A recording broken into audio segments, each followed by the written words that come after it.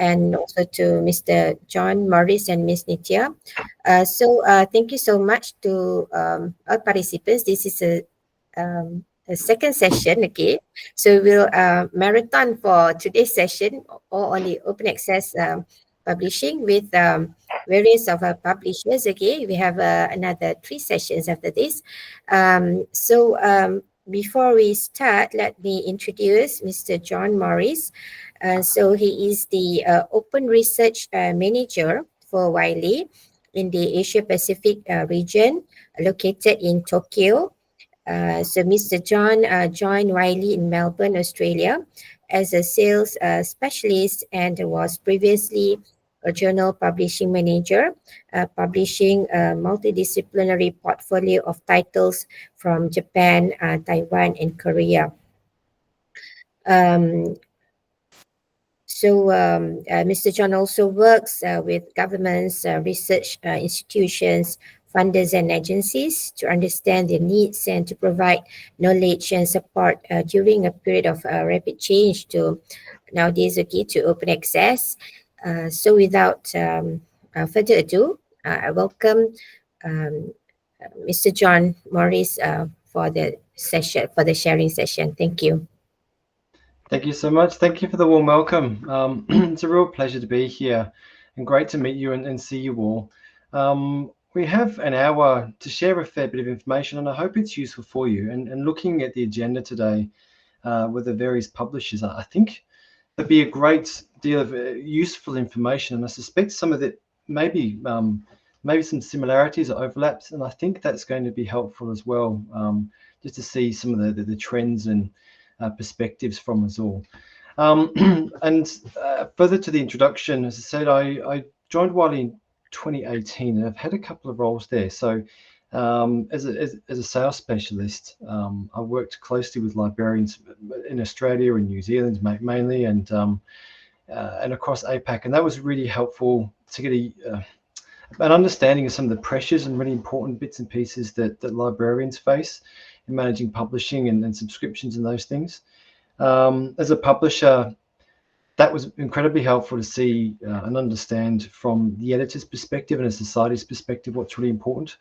And I work with governments, institutes, and funders now to talk. Really, my whole life is about talking about open access, the changes that are happening, to share from the publisher's perspective what we think is happening around the world and the differences in change from place to place, but also to understand from the library's perspective and from various government perspectives what's needed and how we can help manage that change. So I'll talk a bit about that in the conversation today.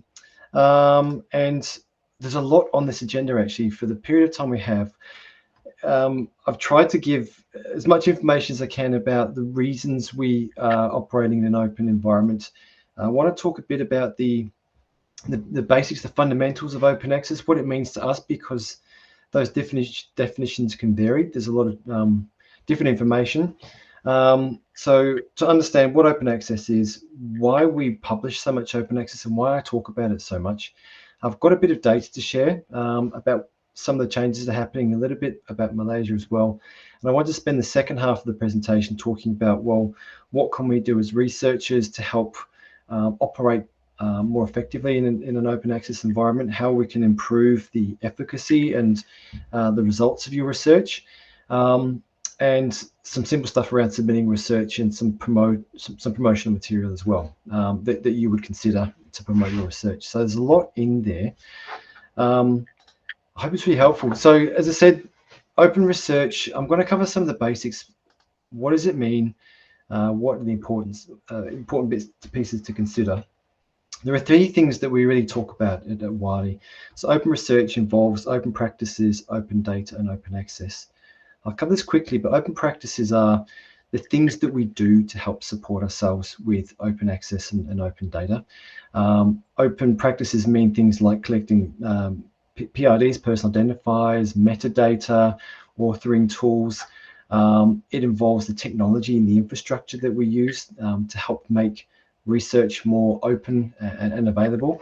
The submission systems that we use can help improve that to a great extent as well. But it's effectively what we do to help our research become more open. Open data and open access I'll come to in a second. But we know that in terms of open practices and thinking about being open, we're constantly surveying, researching and asking from a variety of perspectives what's really important. And we know that there is significant engagement with open practices.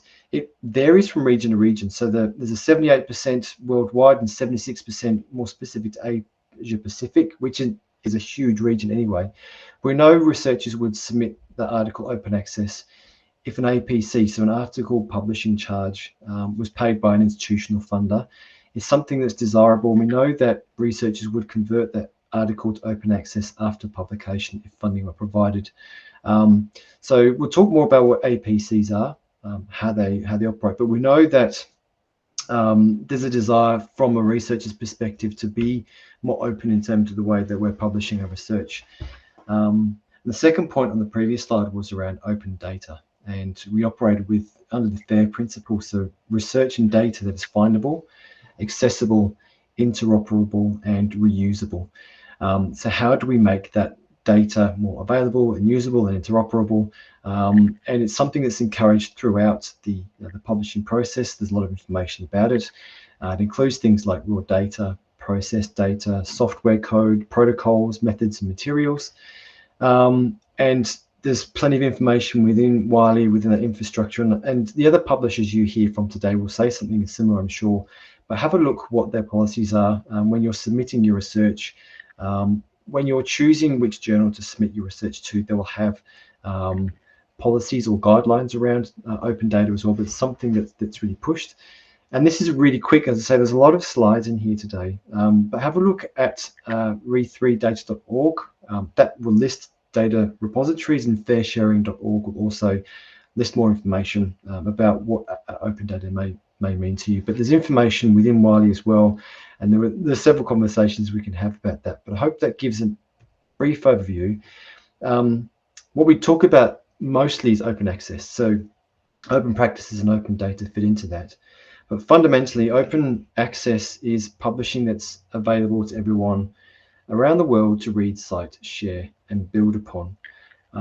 And there are two versions that we talk about. So there's a gold pay to publish, the article publishing charge we spoke about earlier, and self-archiving, so a non-final version of an article hosted online. There are various forms of open access, but these are the two key ones. So effectively, other than subscription publishing, there's an open access model as well, or various models there as well. And there are different journal types that you can publish that open research in as well. So we talk about fully open access journals. They're sometimes referred to as gold open access journals. Publishing your research in open access journals like that means that all articles are free to read. So you publish is open, and everybody around the world, Malaysia, Japan, or Brazil can read that research. It's unrestricted in terms of sharing, free to share and redistribute. All articles can be downloaded freely, but there requires an article publication charge to cover those publishing costs. Hybrid journals are a mix. So they would have been subscription-based journals. A library will pay a subscription fee to access a journal or a collection of journals, and it's read because that subscription exists. But hybrid journals also allow for articles published as gold open access, or gold or as open within those hybrid journals as well. So those articles can be read for free and downloaded and shared in the same way, and they require an article publication charge, whereas articles which are not published as open access remain behind a paywall. So I hope that helps. There's a clear difference between the two. And with that gold open access pay to publish model, the APC applies. They're published under a Creative Commons license, which we'll look at briefly in a second. But these articles can also be auto-archived in repositories like PubMed Central, where that's applicable as well. So there's a clear difference between those two, but there's certainly some benefits to publishing in open access.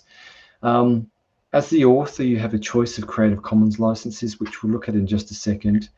That final publisher version can be easily reused. It provides transparency and reproducibility, has the same quality peer review, It's freely available online immediately once published. And importantly, we'll talk about today the increased impact of scholarly research in a particular field or subfield. We'll look at some data around that as well. Now, moving through this quite quickly, but we're going to look at the licensing types briefly. So we have a choice as an author to choose what license you'd like to publish this research under. Most common by far is a CC BY attribution. And this is a very quick overview, and there's a lot of information within Wiley Author Services. And if you're aware of this already, likely, but to have a look at the CC BY license or pop that into a search engine, you'll find much more comprehensive information. But the CC BY attribution is free to download, or it can be read, downloaded, printed, shared, reused, tweaked, and reused commercially.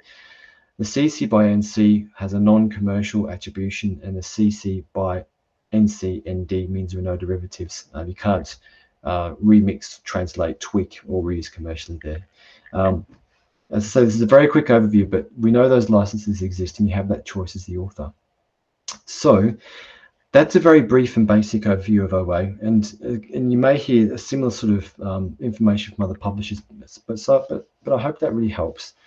But why do we talk about open access? Why is it something which is so common and discussed? Why are publishers talking about this? Wiley's existed for close to 220 years, and some of the other publishers you hear from as well have been around for a very, very long time. And the open access movement, we say, began about 25 years ago, which feels like a really long time, but it's a very short period of time in terms of the existence of publishing as we know it. In the early 2000s, there were declarations voiced in Budapest and Berlin, so nearly 25 years ago. And they were then supported by policy changes. Budapest and Berlin, of course, in Europe, and it was mainly the European policymakers and funders that mandated changes in terms of compliance in open access and open access policies. So many of the publishers are based in Europe, and a lot of research is published there, so really shifted with the requirements from those policymakers and funders. The increased visibility, so then it would have been something which was known or discussed in scholarly press and scholarly circles, but it's something which now is much more common in mainstream media, on the news. Generally, people are much more aware of what open access means, what it means as taxpayers who are accessing open funded research. And we know that researchers have requirements, needs, interests in publishing research more easily, that's faster, and it can drive that societal impact. And we'll talk about the impact again, but we know the nature of open research is its immediate availability, and that is really high quality for researchers as well. I'll skip to this quickly, but I've included the next slides to show worldwide why this change to open access has been so rapid and talked about so much. So in particular, Europe were early adopters of open access. They had those funder mandates. Coalition S is listed there, and you'll see the third point down talks about a demand for transformation agreements. We'll talk about that briefly as well, but it's effectively transforming that old traditional publishing from publishing research and subscribers can view it to this open access form of publication. So allocating funds for subscription into funds for publishing open research. The Europeans really influenced what happened in the rest of the world. There are changes happening in Africa and the Middle East. So Saudi Arabia is listed at the top there. There are national policies or guidelines at least in place now, and they're looking at significant shift to open research. There are transformation agreements in South Africa, and I'll talk about the Research for Life program, which offers waivers and discounts to some to authors in low and middle income countries as well. In Americas, there's a lot of instability actually in the US in terms of policy directions, but they have been developing and putting out policy for several years around open access, and we still work closely with that and work within those guidelines. We mentioned South America and Central America there as well. In Asia Pacific, it's such a huge area, isn't it? So Australia has national level policy and national level transformational agreements, and we'll see how that's really impacted how much research is published as open. In Japan, there's national level policy here, and more institutions across publishers are moving to transformation agreements. China publishes an incredible amount of research, and there are some small level transformation agreements, but it's not a country which has the same national policies as other parts of Asia Pacific or the rest of the world.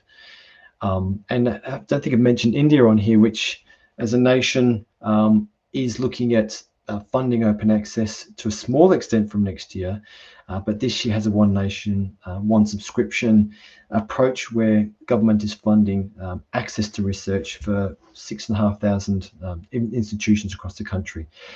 So it's different in each country, in each region. There's a great deal of difference. Certainly in Asia Pacific, there's a huge degree of difference around readiness, interest, and move to open access. But we know internationally, and we'll look at some of the data, how much that's already happening elsewhere around the world.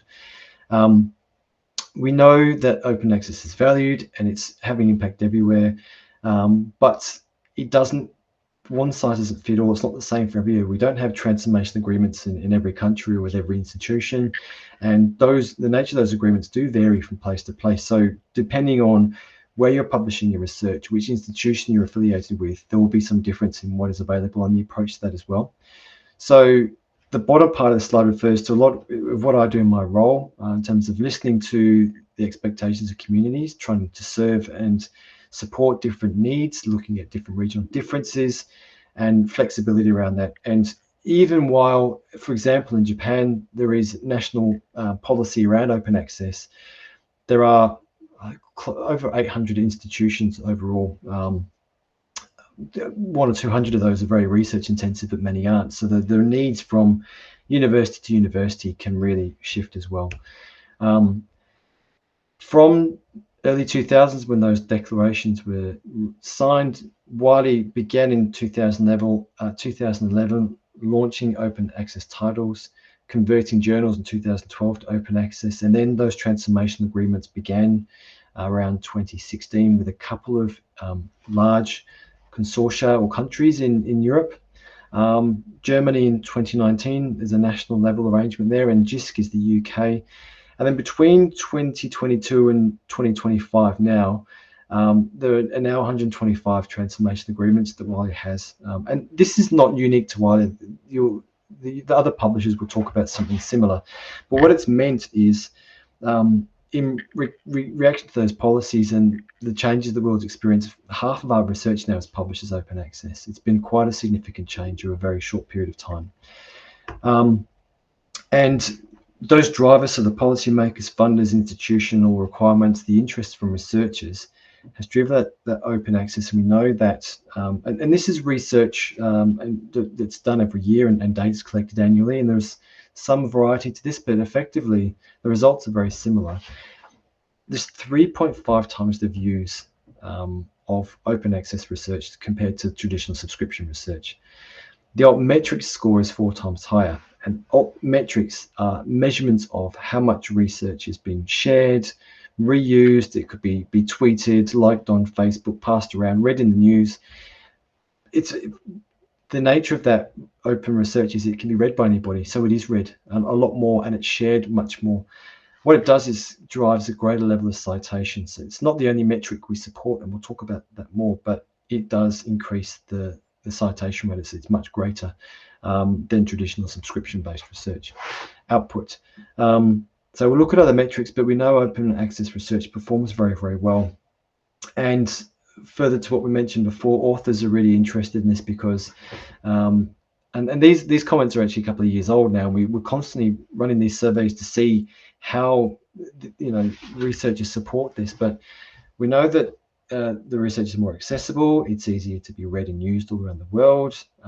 People now have more access to that resource. It breaks down barriers to access, promotes greater inclusivity and diversity. OA has evolved. There's more opportunities to have a home for your research, and we'll mention that as well. But the last comment around the education piece. So I spend a lot of time in forums like this talking about what it means, how to use it, how to access it. And it seems quite easy, simple from a publisher's perspective, but new to publishing open access, there can be a lot of questions around how do I get it? How do I manage to access funding? Where do I publish? There are several open access models. It can be confusing when your life is around publishing the research that you have and doing that research. So there's a really important part around creating awareness of what it is and how it works. This slide I popped in to show over the last 10 years. It goes up to 2023, and I'd like to add an extra year on here as the results come through. This is Scopus data, and it comes through STM. There's a URL here you'll be able to access, but I'm trying to show that over that 10-year period, the volume of research being published each year increased by 1 million additional articles per year. The growth is significant. There's been growth in the volume of research published in subscription based models, but the bulk of that growth has been open access. It's really increased, and that's important because there's more research being read and used, but it also means there's an element of competitiveness. So you publishing your research this year, this will be a higher number, I'm sure, than it was in 2023. It's competing against more papers that are out there and looking to be read and cited. The volume of, and this is Wiley-based data, from 2018, 3/4 of the research or more than was published as subscription-based research, but now half of it effectively is published as open access. From country to country, there's quite a variety. So I mentioned Australia and Japan regionally here, where those transformation agreements exist, where there are policies in these regions to publish as open. And what that's meant is a really dramatic shift in the amount of research that's been published as open. So we're competing against these countries as well. Areas like India, we mentioned before, has actually increased the volume of research published under subscription-based models, and it's going to be very interesting to see how that changes with the One Nation, One Subscription change this year, and then open access funding happening from next year as well, to an extent. So more than anything, it will vary from space to space, and this is the same sort of thing with Wiley. Australia and New Zealand are listed top, publish nearly 80% of their research is open. Thailand is down the bottom, and this is Wiley data, so this will vary from publisher to publisher, and yeah, so there'll be quite a big difference. But the transformation agreements and the changes that are happening, really, there's a great deal of variety depending where you are. Malaysia, I've put the dotted line there in orange to show, and this is with Wiley. So actually overall nationally, there's a higher level of research published as open access, but with Wiley in these journals, it's lower at around about we're just under 20% there. But the transformation agreements that exist, I'll pop this in here just for interest's sake. So you can see CALL is the, I think is the consortia or collection of Australian university libraries. I think I've got that wrong, but in Australia, second there is JISC, which is UK, Keris is Korea, Sandlake, South Africa. On the very right hand side is Dulac, which is in Hong Kong. There's an article there, but these are numbers of articles published by Malaysian authors in transformation agreements outside of Malaysia. So there may be Malaysian authors with an affiliation in the UK or Australia or Japan or other parts of the world. So we know that with Wiley, Malaysian authors are accessing this year at the moment those transformation agreements and having APCs covered in other parts of the world. Transformation agreements have increased rapidly. So this is across all publishers. The ESAC registry shows a list of, I think it's a not-for-profit website, but it's a voluntary resource which collects data, and one of the things is around transformation agreements, how many exist around the world. And similar to Wiley, this is across all publishers between 2021 and 2024. The number of institutions in a transformation agreement increased rapidly. There are 330,000 at the beginning of this year. I want to skip through this because I want to focus on your approach to open access publishing, but this helps give a background as to why we talk about this. In particular, a transformation agreement we've mentioned is that movement from a subscription-based model to allowing for fees paid for subscription to be moved into an opportunity for researchers to publish using article publication charges which come through from an institution or a consortia. They do vary from space to space, and around the world this is a map of where they exist with Wiley. With other publishers it's very similar as well. The dark green regions show where those agreements exist. There are Research for Life groups, which I mentioned in the next slide, but they are regions. Malaysia is not one of them, but Thailand to the north, you can see, Thailand's got a TA, sorry.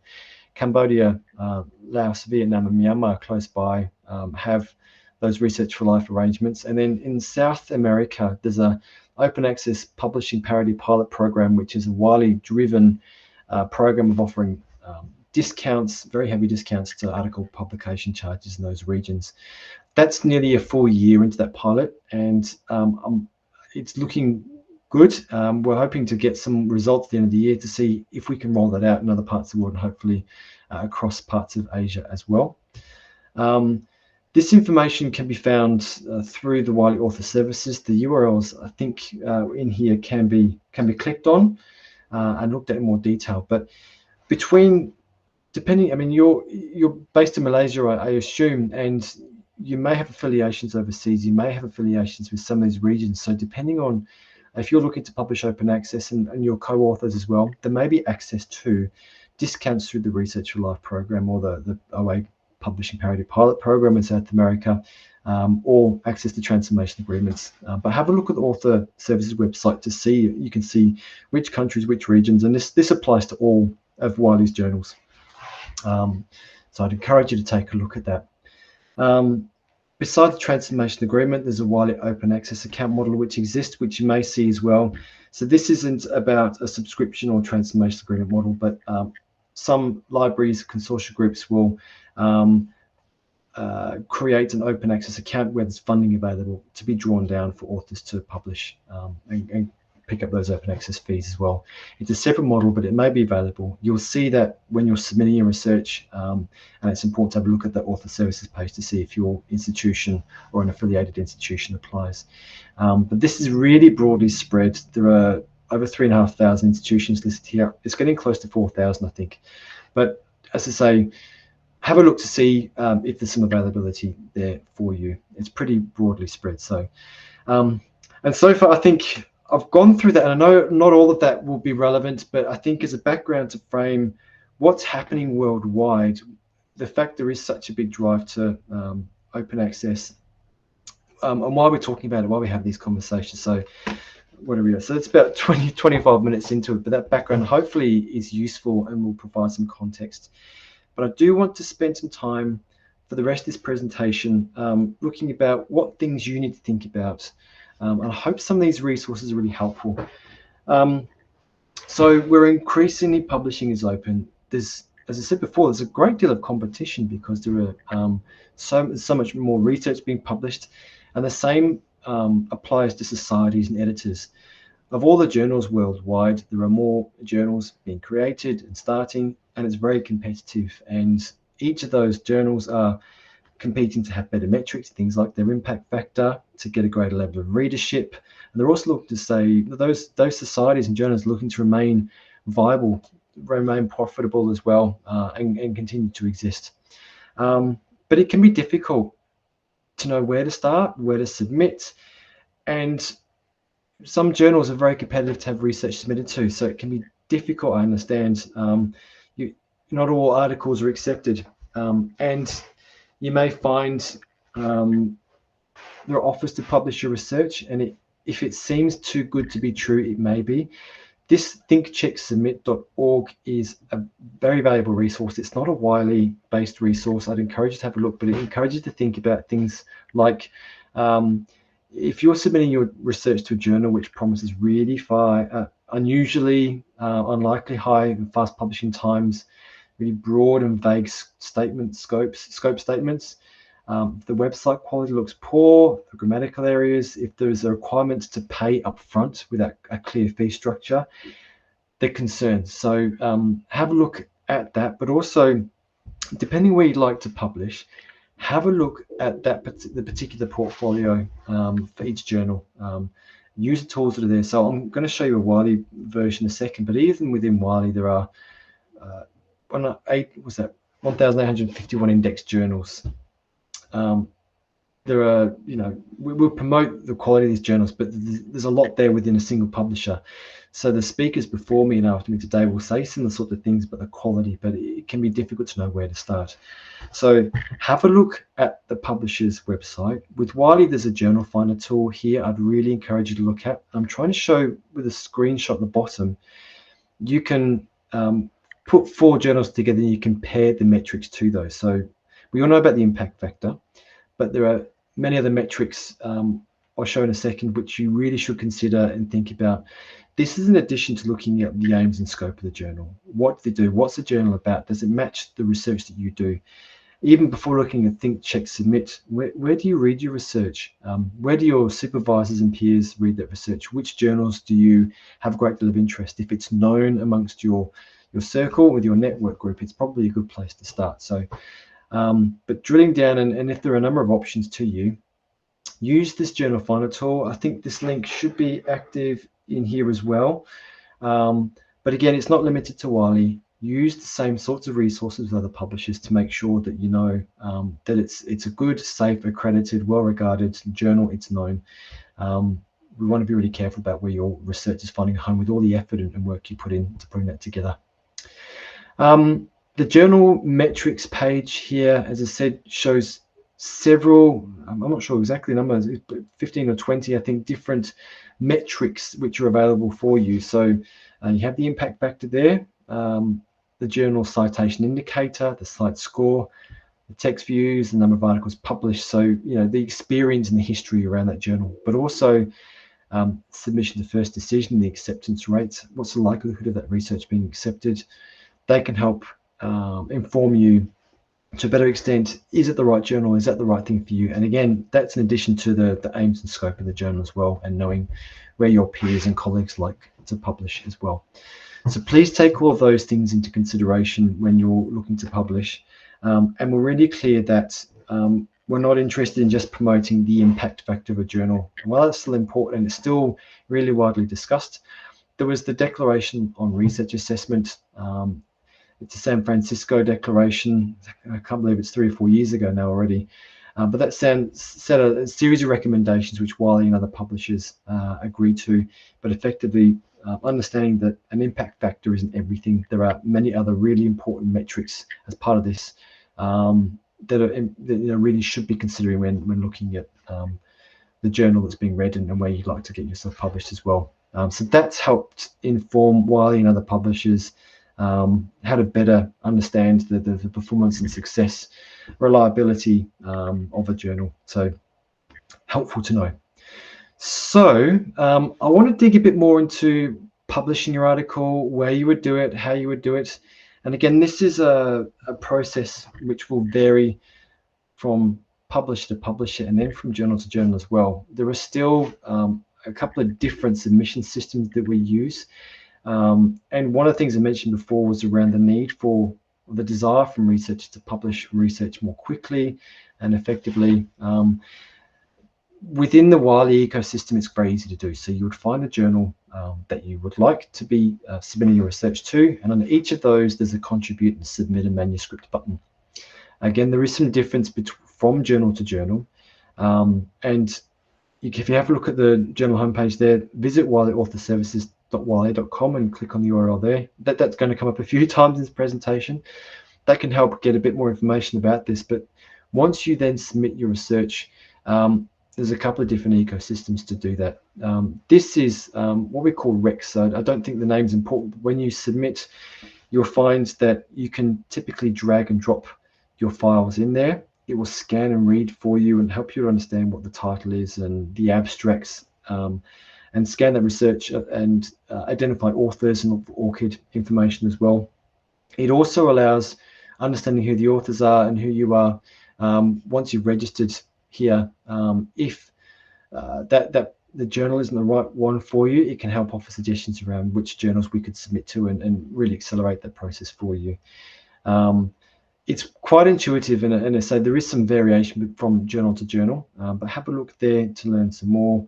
There's information there around open access or submitting under a submission-based model as well. You'll see that as you go through the submission process.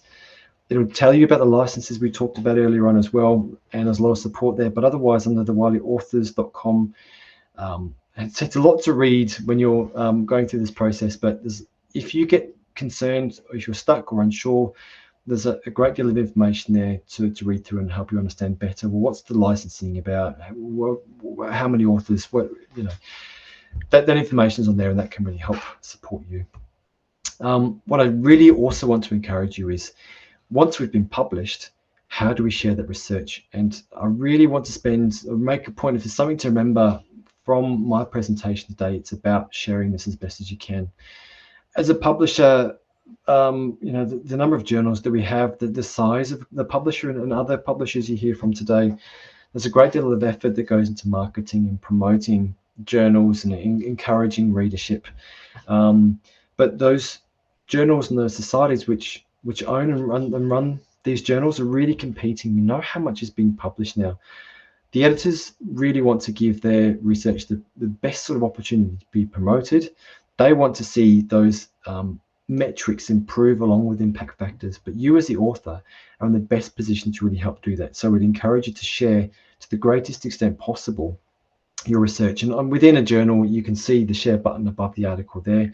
I hope you'll be looking at it once it's been published. There's a QR code here as well, which I'd encourage you to use and have a look at some of the guidelines there. But I'll give that a quick second. Hopefully you've got access to the PowerPoint here as well. We can make sure that that's being shared. But depending on the nature of your research, whether it's published under a hybrid gold subscription-based model, how much you can share will vary. But please, to the greatest extent possible, share that research within your network.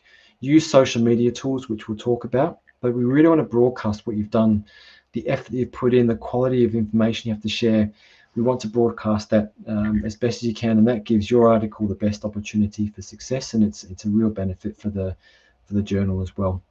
So this information again is available online. You can use the PowerPoint, and I hope that's helpful. But share as best you can. And we'll talk about some of the social media tools shortly as well. So thinking about this, so we talk about open access and the importance of considering that as an option if you have it available to you. But we want to think about, during the process of developing and writing your research, the things that you can do to help get that read. So sharing is one, and broadcasting that as well. We want to think ahead. And it's strange to say, but as a researcher, one of the things you really need to do is think about, you're effectively a salesperson.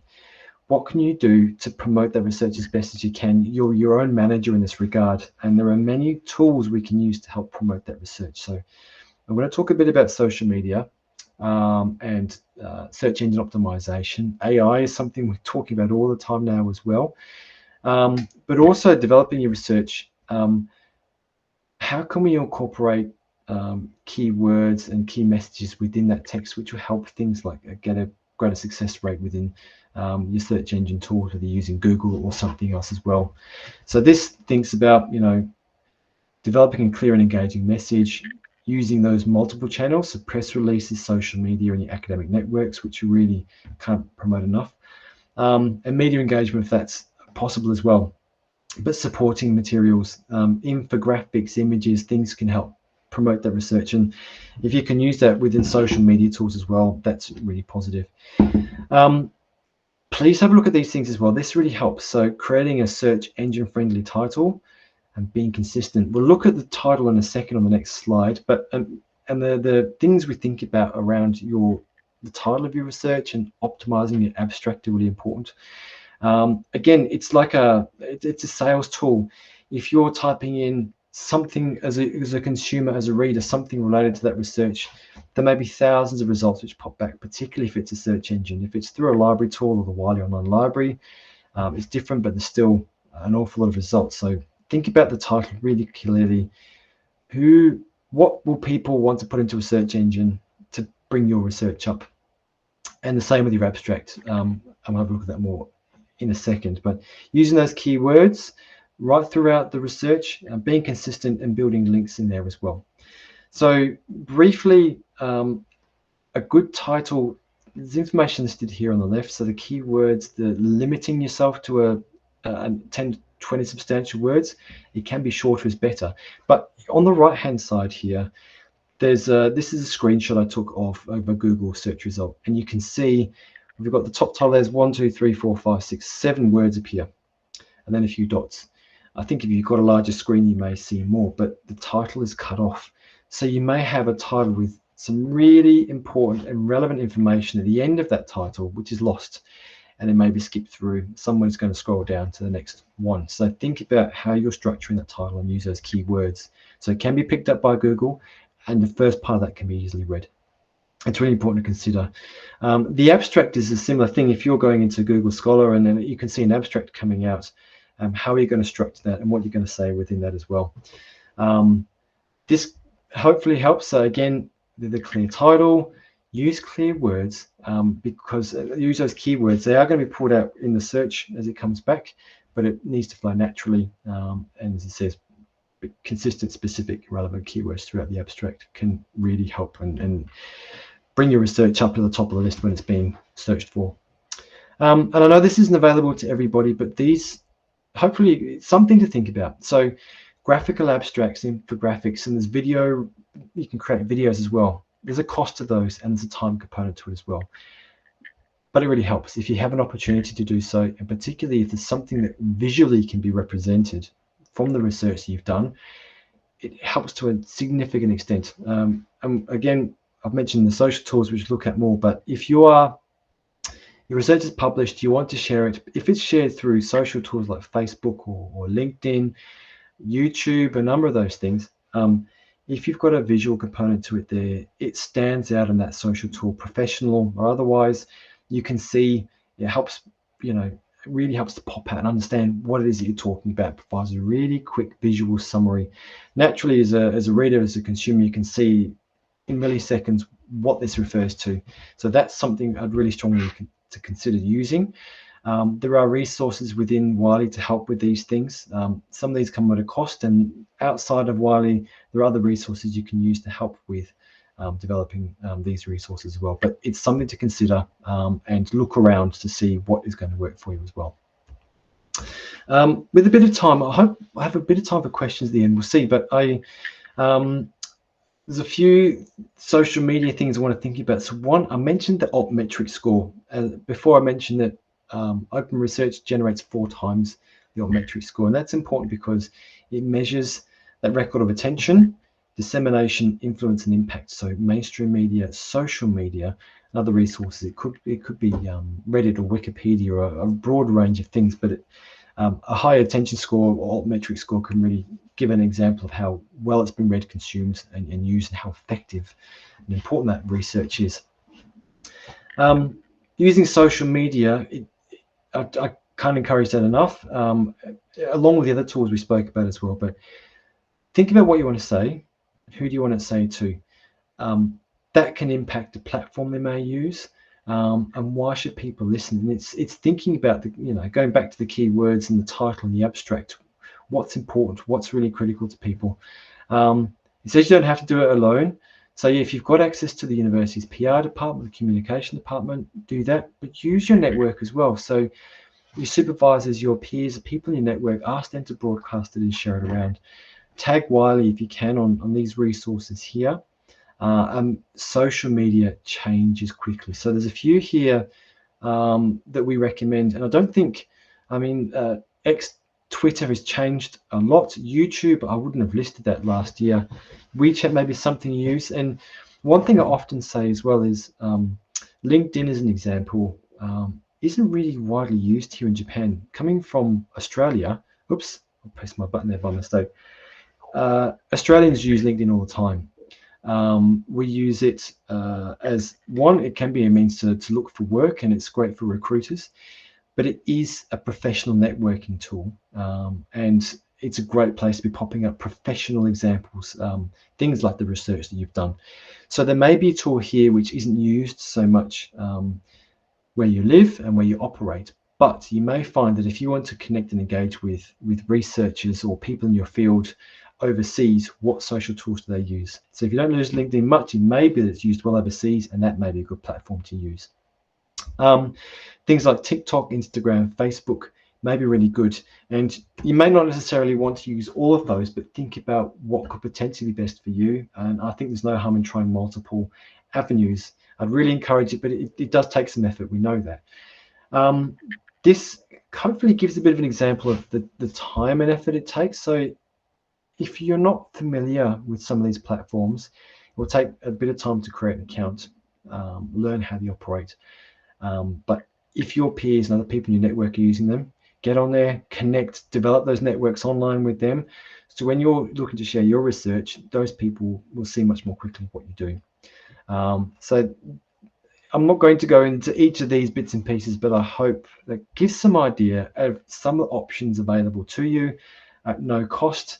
It does take some time, and if you are developing graphical abstracts and videos, and maybe it costs that as well, but worthwhile considering. And in these platforms, it can really, really help.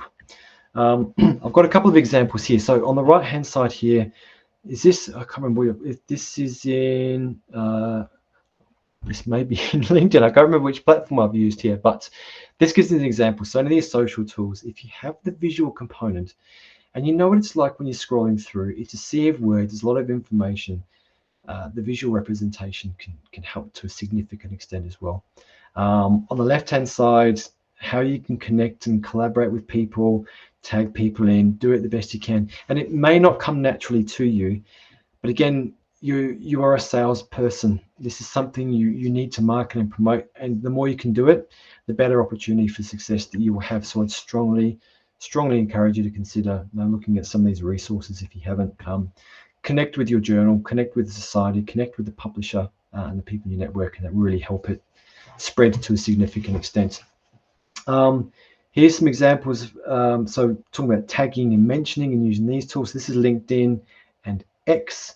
Add those graphics and share them around as best as you can.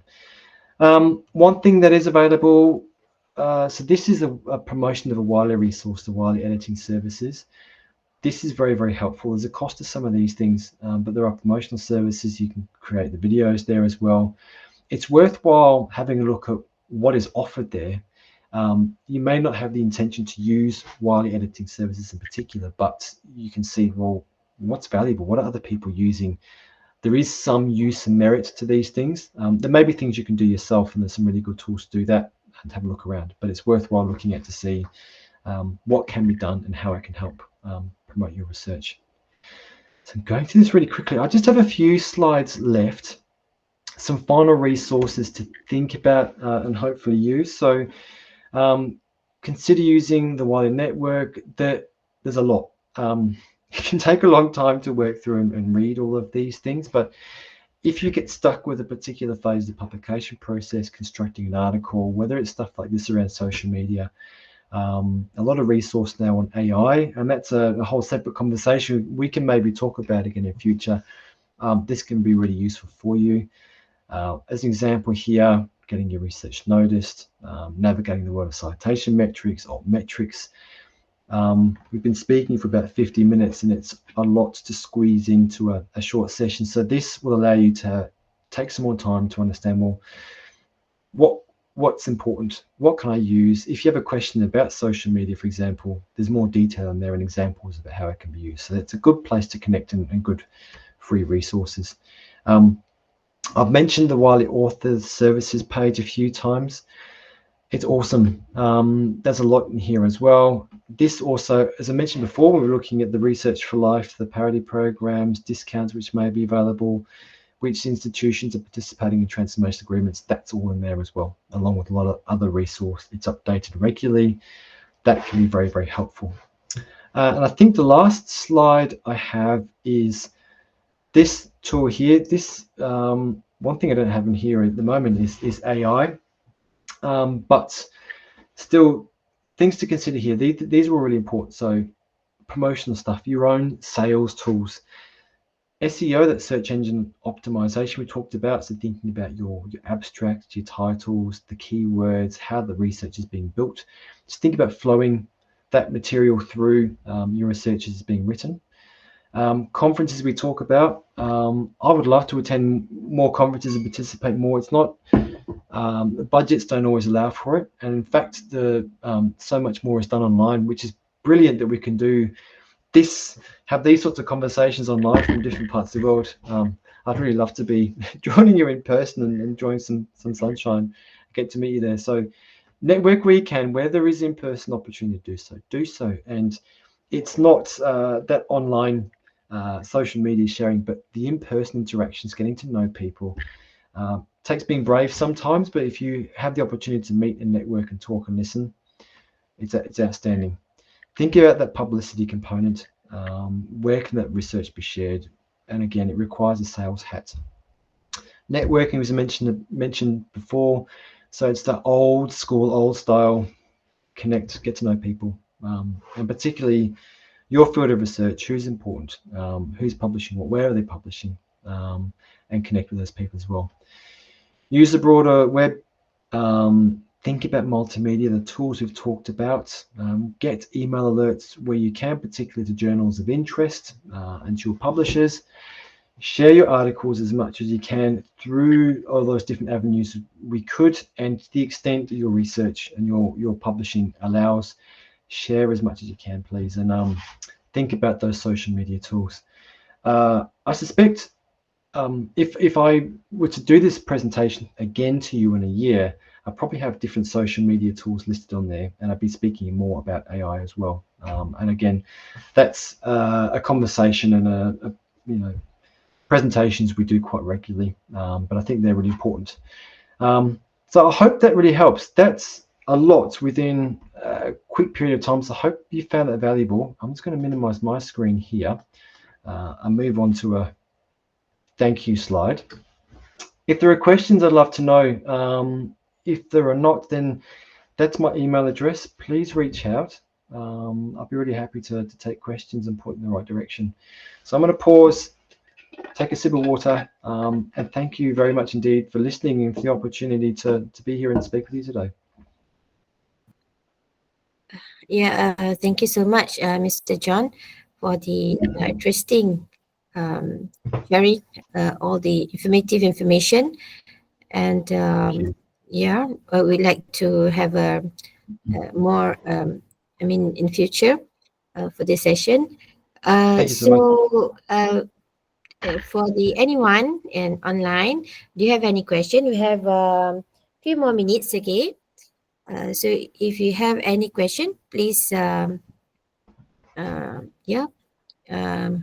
please do so.